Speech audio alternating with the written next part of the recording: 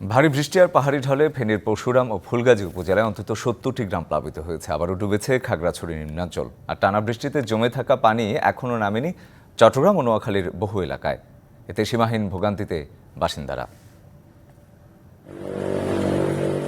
টানা ভারী বৃষ্টি ও পাহাড়ি ঢলে বাড়ছে ফেনীর মুহুরী, কহুয়া ও সিলোনিয়া নদীর পানি। পরশুরাম ও ফুলগাজী পয়েন্টের পানি বইছে বিপদসীমার ৫৫ সেন্টিমিটার উপর দিয়ে। এরই মধ্যে প্লাবিত হয়েছে পরশুরাম উপজেলার ৪০টি এবং ফুলগাজী উপজেলার অন্তত ৩০টি গ্রাম। ফেনী বিলোনিয়া আঞ্চলিক সড়ক ডুবে যাওয়ায় সড়কপথে দুই উপজেলার সাথে জেলা শহরের যোগাযোগ বিচ্ছিন্ন রয়েছে। হঠাৎ করে ভাঙছে তো যে আমরা জিনিসপত্র নিয়ে কোথাও সরতে পারি নাই। সবসময় ক্ষতিগ্রস্ত হইতেছে আমাদের। আসলে আমার এটা স্থায়ী একটা সমাধান চাই। খাগড়াছড়িতে টানা বৃষ্টিতে আবারও পানি ঢুকছে চেঙ্গি নদী পাড়ের নিম্নাঞ্চলে। পানিবন্দী হয়ে পড়েছে জেলা সদরের বটতলী, চাকমাপাড়া, মুসলিমপাড়া, মেহেদিবাগ, রুইখই, চৌধুরীপাড়া ও খবংপুরিয়ার বেশ কয়েকশো পরিবার।